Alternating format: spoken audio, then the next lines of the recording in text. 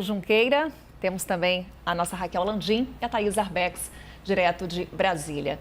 Hoje comigo, o William Vac está numa devida folga, não vou pressioná-los tanto, mas vou sim trazer os principais temas de hoje, evidentemente.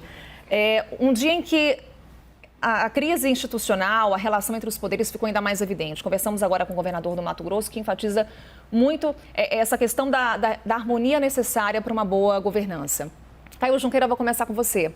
A gente acompanhou a fala do presidente Jair Bolsonaro, falando que não tem por que temer esses atos, que o Brasil está em paz.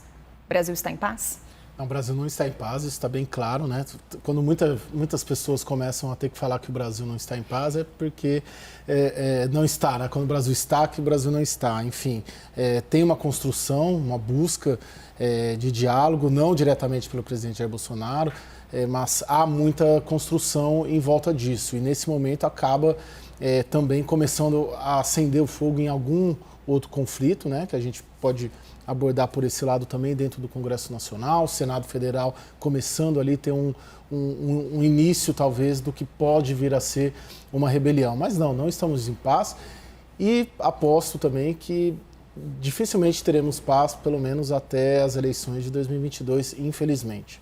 Thaís, o Caio fala numa possível rebelião, início de rebelião do Senado. O Senado pode ser um freio na agenda reformista do governo?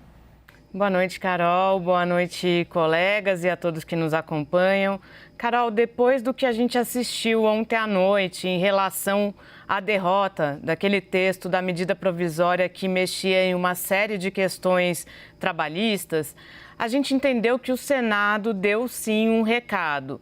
Um recado não só ao Palácio do Planalto, mas também um recado à Câmara dos Deputados. Ontem o Caio Junqueira até falou isso aqui, de que era uma prova desse conflito e, de fato, os senadores quiseram passar o recado de que eles não estão ali apenas para ser uma casa carimbadora. Isso segundo as palavras dos próprios senadores, Carol. Então, qual que é o clima agora? O clima é de que eles não estão dispostos a levar nenhuma reforma adiante. Um dos senadores com os quais eu conversei hoje disse, inclusive, que essa reforma do imposto de renda, por exemplo, já nasceu morta no Senado Federal. Há também uma discussão até de se não deixar avançar o projeto de privatização dos Correios. Então, o clima hoje no Senado Federal é muito ruim para o Palácio do Planalto, Carol. Reforma do imposto de renda já nasceu morta. Raquel Landim. O que a gente viu foi um empenho muito grande de governo, de Arthur Lira, para que esse texto passasse rápido. Por que tanto empenho e esse empenho pode ir por água abaixo? Declaração forte da Thaís, né, Carol? Inclusive porque tem um acordo entre a Câmara e o Senado para que cada uma dessas casas toque duas das fatias da reforma, da reforma tributária.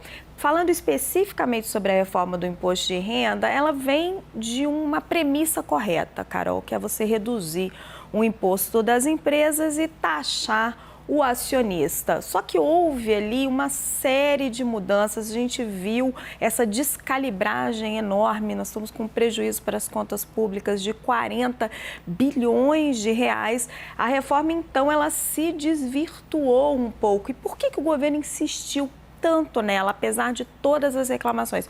Porque ela é fundamental para a eleição do presidente Jair Bolsonaro em 2022. Ela traz ali com o tributo dos dividendos a base que o governo precisava para ampliar o Auxílio Brasil e ela também desonera bastante a classe média. Ela injeta 20 bilhões de reais nas mãos da classe média num ano eleitoral.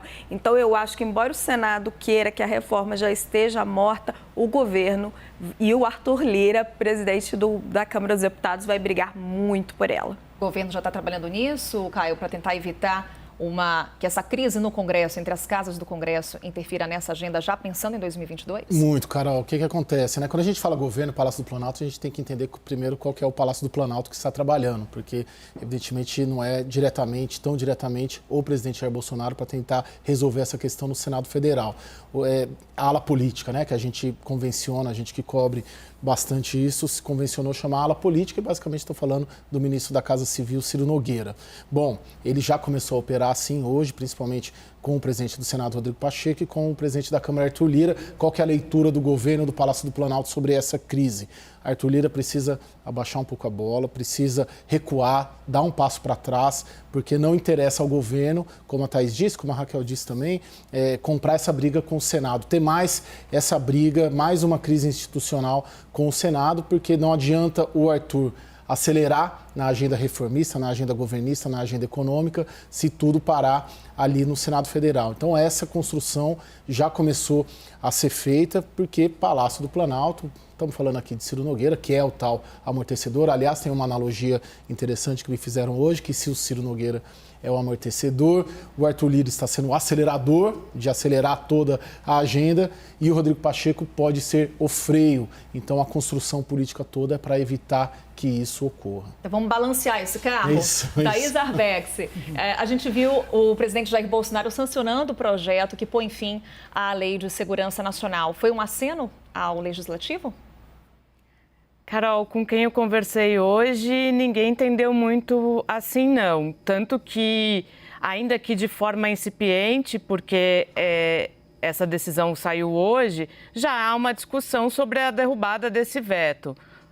E volto a dizer, porque o clima ali no Senado, principalmente no Senado, é muito ruim em relação ao Palácio do Planalto. Para você ter uma ideia, Carol, hoje, entre ontem e hoje, discussões ali nos bastidores dos senadores chegaram a fazer uma conta que mostra que apenas 14 dos 81 senadores seriam da base do presidente hoje no Senado.